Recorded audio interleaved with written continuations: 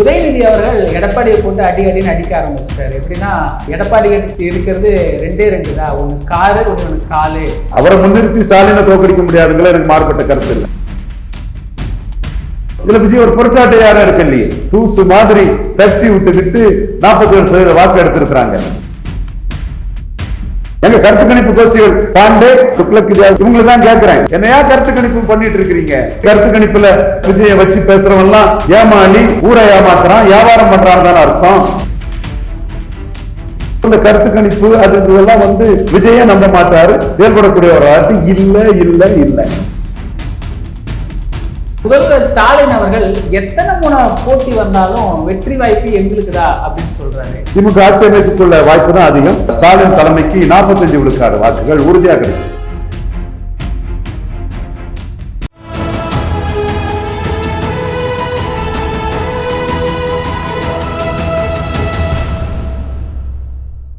தமிழரம் நேயர்களுக்கு வணக்கம். இன்று நம்மிடையே அரசியல் விமர்சகர் திரு ரவீந்திரன் துரைசாமி அவர்கள் இணைந்துள்ளார்.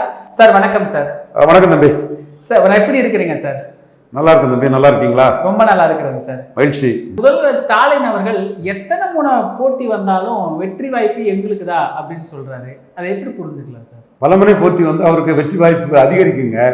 57, 62 காமராஜர் கட்சியை பிடிச்சிட்டு இருந்த உயரத்துல ஒரு கூட்டணி பலத்தோட ஸ்டாலின் இருக்காருங்கிறத நான் எத்தனை வருஷமா சொல்லிட்டு இருக்கிறேன். அதான உண்மை, அதைத்தான் அவர் சொல்றாரு, உண்மையை தான் சொல்றாரு.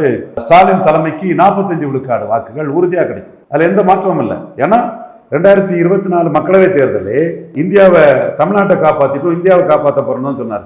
இந்தியாவில் நீங்க ஒண்ணு காப்பாத்தாண்டா மோடி காப்பாத்தி விடுவாங்க, இந்தியாவில் மோடி தான் வருவாங்க அப்படின்னு நான் திரும்ப பதில் சொன்னேன் ஸ்டாலின் அவர்களுக்கு.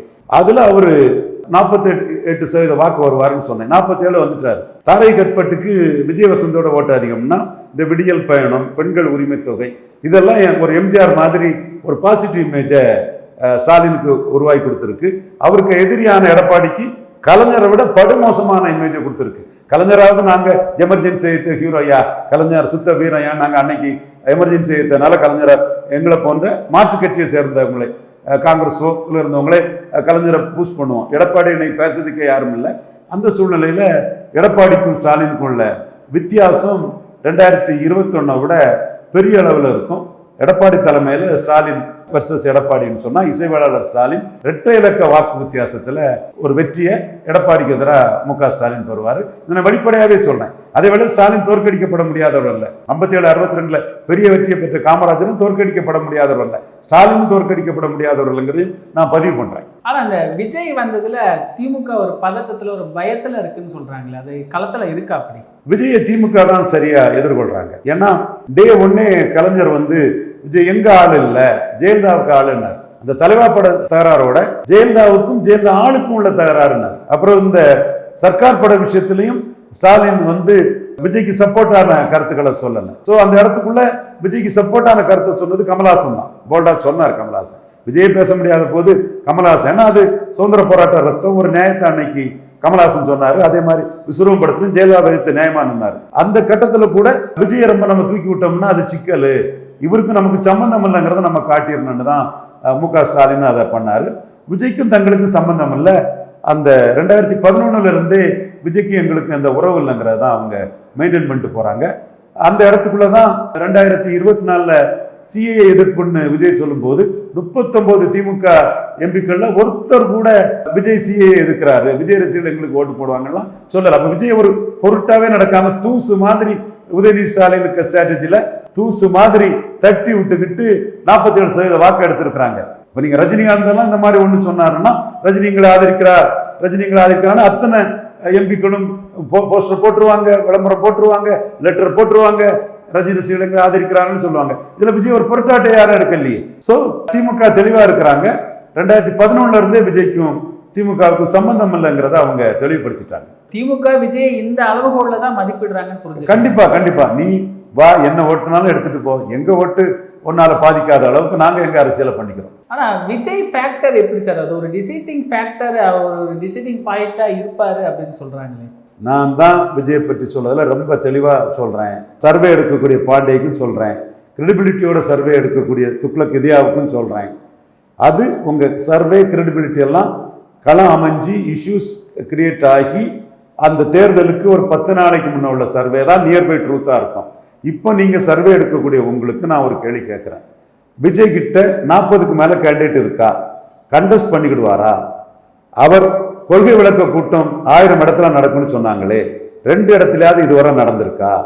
அவர் 234 தொகுதியில் அன்னதானம் போட்டோன்னு சொன்னாங்களே, 35க்கு மேல போடல, 234 அப்லோட் பண்ணி ரவீந்திரன் துரைசாமி தவறான தகவலை சொல்றாருன்னு என்ன அவுட்புட் பண்ற மாதிரி அது அவங்க இதுல 234 இடத்துல அன்னதானம் நடந்ததுன்னு அவங்களுடைய தளத்துல அதை போட முடியுமா?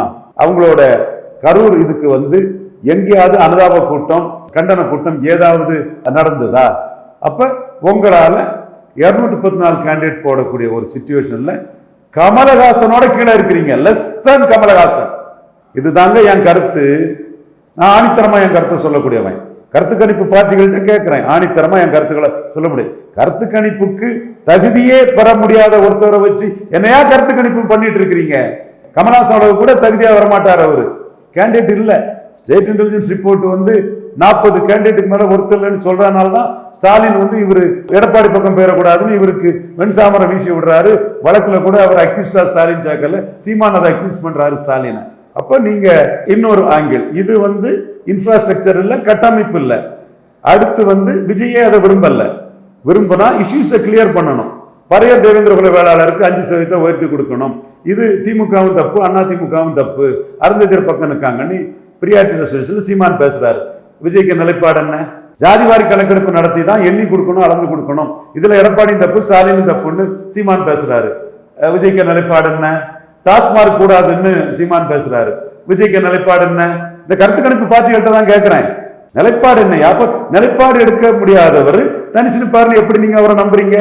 ஒரு விஷயத்துல நிலைப்பாடு எடுக்க முடியாதவர் தனிச்சு நிப்பாருன்னு எப்படி நம்புறீங்க? பாட்டலுக்கு 10 ரூபாங்கிறாரு, டாஸ்மார்க் வேணுமா வேண்டாமாங்கிறதுல அவருக்கு தெளிவில்லையே. ஒண்ணு. ரெண்டாவது, அவர் கட்சியில இருக்கவெல்லாம் சந்தர்ப்பவாதி, பல கட்சி மாறின பச்சோந்திங்க. அவங்க எப்படி கண்டெஸ்ட் பண்ணி நிற்பாங்க? விஜய்க்கே விருப்பம் இல்ல, இஷ்யூஸ் இல்ல, கேண்டிடேட் இல்ல. அடுத்து உங்க தொண்டர்கள் வன்னியர் பெல்ட்ல எடப்பாடி தான் திமுகவை வீழ்த்த முடியும்னு உங்க தொண்டர்கள் எடப்பாடி கிட்ட போய் கொடி காட்டுறாங்க. இது சவுத்துல உள்ள முக்குலத்தோர் 10 தோல்வி பழனிசாமி உடனே திருப்பி அடிக்கிறான். முக்குலத்தோர் ரசிகர்கள், வன்னியர் ரசிகர்கள் எடப்பாடி தான் 10.5 கொடுத்தாரு. வன்னியர்கள் பெருந்தலைவர் பின்னாடி சேலம், தர்மபுரி இந்த பகுதிகளில் போய் நிற்கிறாப்புல. அப்போ உங்க தொண்டர்களே சிவாஜிக்கு தொண்டர்கள் மாதிரி பிரிஞ்சு நிற்கக்கூடிய இடத்துல நீங்க எப்படி கருத்து கணிப்புல உங்களை வச்சு எப்படி போட்டது நிஜத்துல சரியாகும்? ரீல்ல வர்றது எப்படி ரியல்ல வரும்? ஏட்டு சொரக்கா எப்படி கறிக்கு உதவும்? கடைசியா இந்த கருத்து கணிப்பு கோஷ்டிகள்கிட்ட ஒண்ணு மட்டும் கேட்கிறேன், திமுக அணி இன்டாக்டா இருக்குன்னு நான் சொன்னேன், இருக்குதா இல்லையா? ஏன் இருக்குது? யாருக்கு அங்க பலம் கிடையாது. காங்கிரஸ் எங்க ஐயா மூப்பனார் 17% வாக்கு இந்திரா காந்தி வராமலே எடுத்தாரு.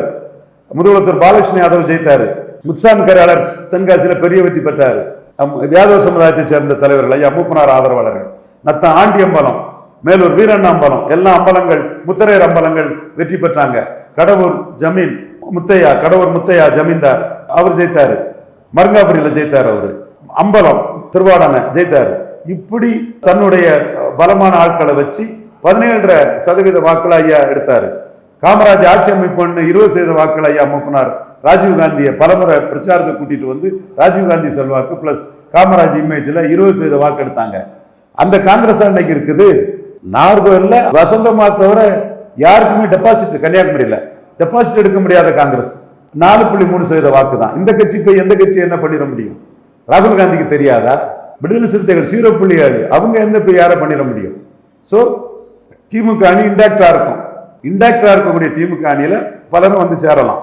இந்த அணியும் எடப்பாடி பழனிசாமி ஐயா நீங்க எதிர்க்க முடியாதுன்னு வன்னியர் பெல்ட்ல உங்க ரசிகனே எடப்பாடி ஐயா மாநாட்டுக்கு போய் கூட்டங்களுக்கு போய் கொடி காட்டுறான். அங்க பாமகவுக்கு 30க்கும் மேற்பட்ட சட்டமன்றமும் ராஜ்யசபாவும் கொடுத்து அணி வச்சுட்டாருன்னா போலரைசேஷன் தானே வரும். அப்ப விஜய் கருத்து கணிப்புல விஜய வச்சு பேசுறவன்லாம் ஏமாளி, ஊரை ஏமாத்துறான், வியாபாரம் பண்றான்னு தானே அர்த்தம். விஜய் கேண்டிடேட்டே போட்டுவிட மாட்டார. விக்ரமாண்டியில அப்படித்தானே போலரைசேஷனை கண்டு பயந்து பின்னங்கால் பட்டியல ஓடிட்டாரு. சீமான் கோலை நாய்கள் களத்தை விட்டு ஓடிட்டாங்கன்னு அடிக்கிறாரு. அப்ப நான் தானே சொன்னேன் போலரைசேஷன் வரும்னு. 55% ஓட்டுக்கு மேல உதயசூரியன் போகும், 63 போயிட்டாங்க. 25க்கு மேல பாமக போகும், 29 போயிட்டாங்க. என்னை எடுத்து பாருங்க நான் என்ன பேசுனேன்னு அன்னைக்கு. அப்ப போலரைசேஷன் வரக்கூடிய வட தமிழகத்துக்குள்ள சீமானாவது பல விஷயங்களை கோனேரி கோன்கோட்டை வீரப்பன் என்கொன்ற இன்னைக்கு எடப்பாடியில பேசிடுவாரா? எண்ணி கொடு, அளந்து கொடு, ஜாதிவாரி கணக்கெடுப்பு, பறையர் தேவேந்திரருக்கு 5% உயர்த்தி கொடுன்னு 4 இஷ்யூவை சொல்லி திமுகவை அதிமுக அடிச்சு நிற்பாரு. விசிகாவையும் பாமகவையும் அடிப்பாரு. டாஸ்மார்க் வேண்டான்னு சொல்றவன் அதை வச்சு நிற்கணும், டாஸ்மார்க் கூட கூட்டணி போக கூடாது. ஜாதிவாரி கணக்கெடுப்பு வேணும்னு சொல்றவன் அதை வச்சு நிற்கணும், கூட்டணி போக கூடாதுன்னு நான் தனிச்சு நிற்கிறத கொள்கை அடிப்படையில்னு சீமான் நிற்பாரு.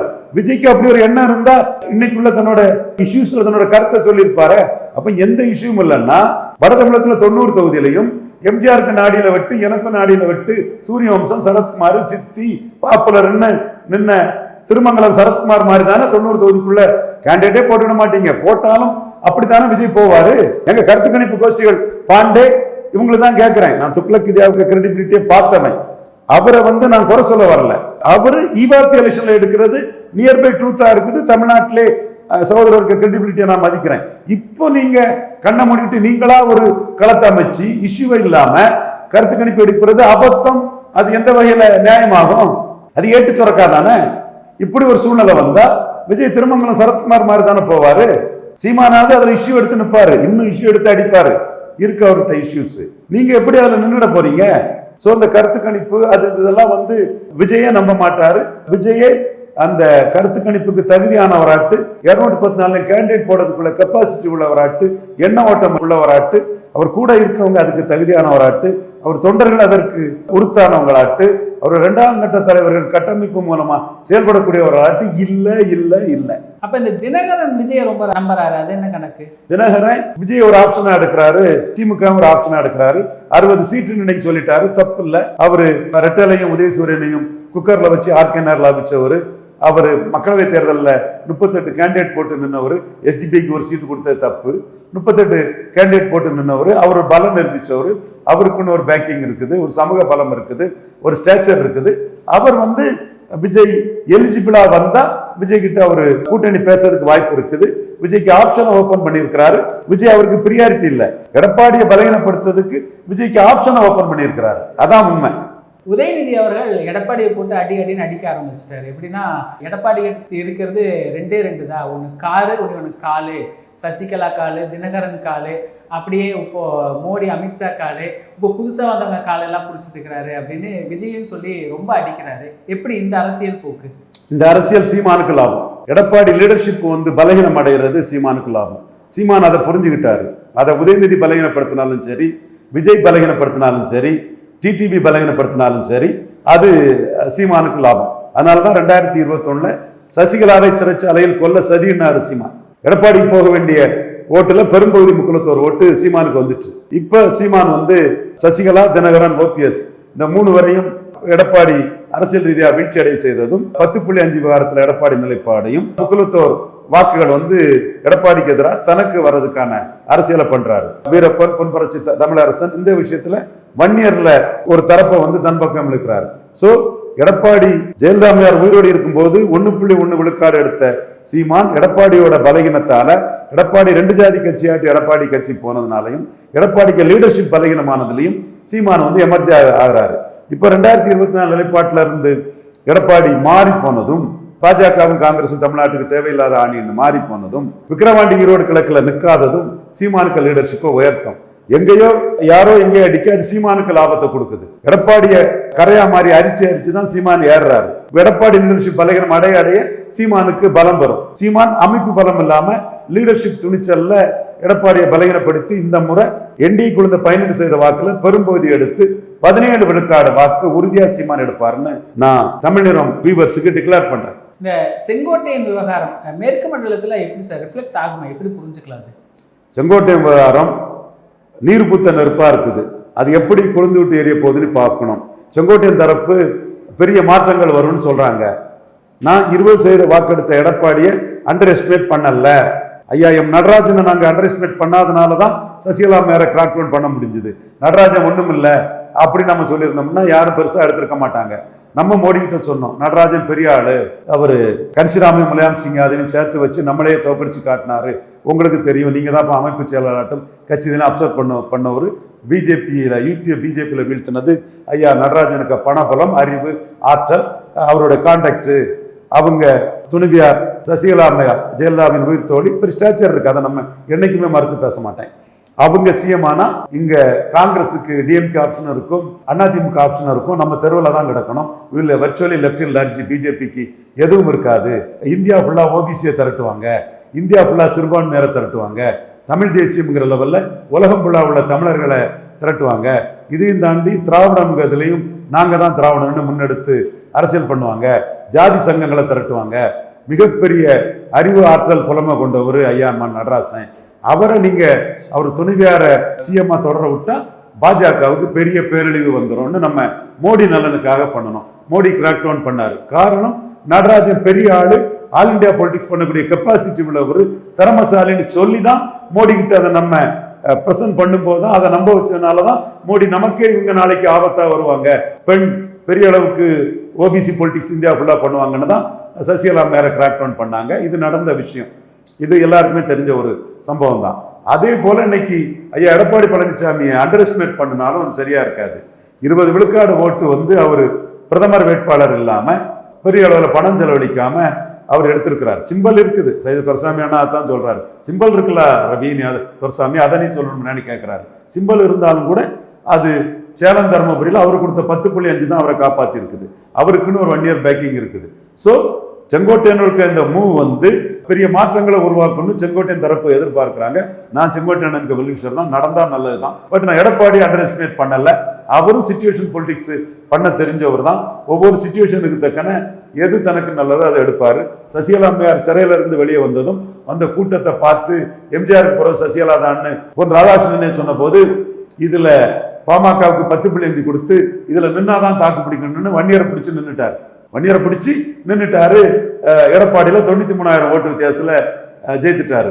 முபாரக்கை தவிர வேற யாரும் கூட்டணியில் இல்லாத போது, விஜய் கிட்ட பேச்சுவார்த்தை நடத்தி ஒண்ணுமே வேலைக்காகாத போது, பலன் நிரூபிக்காத விஜயோட பாஜக மேல இருந்து எடப்பாடியை தள்ளி விட்டுக்கிட்டு பாஜக பிடிச்சுக்கிட்டாரு. அது 2,000க்கு தான் அந்த இதை பிடிச்சாரு.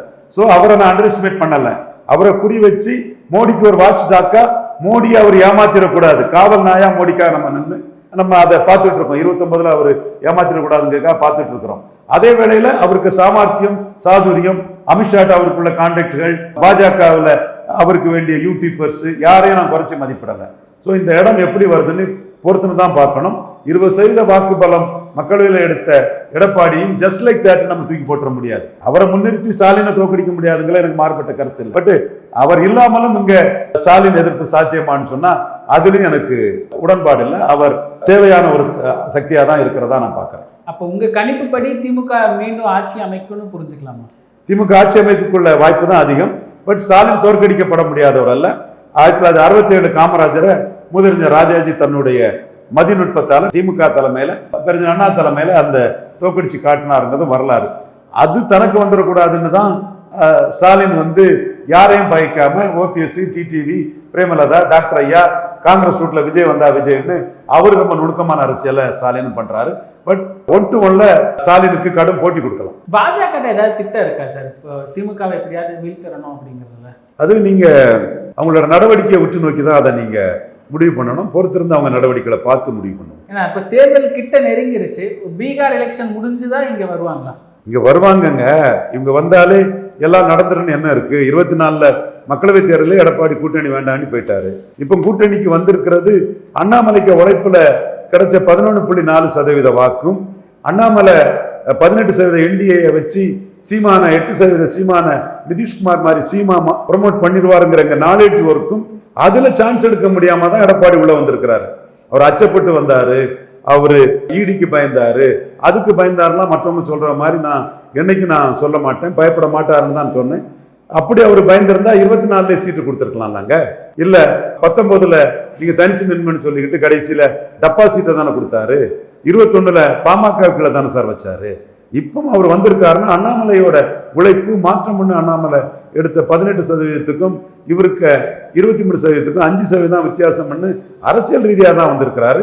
அண்ணாமலை உழைப்பின் பலனையும் எங்க நாலேஜ் ஒர்க்கில் சீமான நாங்க மோடி மூலமா ப்ரொமோட் பண்ணிடுவோமோ, அது நடந்துருமோ அதுல சான்ஸ் எடுக்கக்கூடாதுன்னு தான் வந்திருக்கிறாரு. ஒரு பெரும்பான்மை தமிழ் சமுதாயத்தை சேர்ந்த எடப்பாடி பழனிசாமியை மிரட்டி பணிய வைக்க முடியும் நான் என்னைக்கு நினைக்கல, அன்னைக்கு நினைக்கல, இன்னைக்கு நினைக்கல. ஆனா அவரு என்டிஏக்குள்ள வருவாருங்கிறது எங்களுக்கு அதிர்ச்சி தான். வந்தது ஒரு மகிழ்ச்சி, 20% ஓட்டு மோடி எதிர்ப்பு ஓட்டு உள்ள வந்தது மகிழ்ச்சினாலும் கூட வருவாருன்னு நாங்கள் எதிர்பார்க்கவே இல்லை.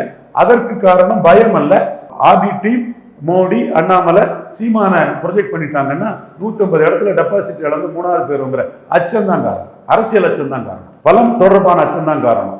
நிகழ்கால அரசியல் குறித்து பல தகவல்களை பகிர்ந்து கொண்டதுக்கு நன்றிங்க சார். நன்றி.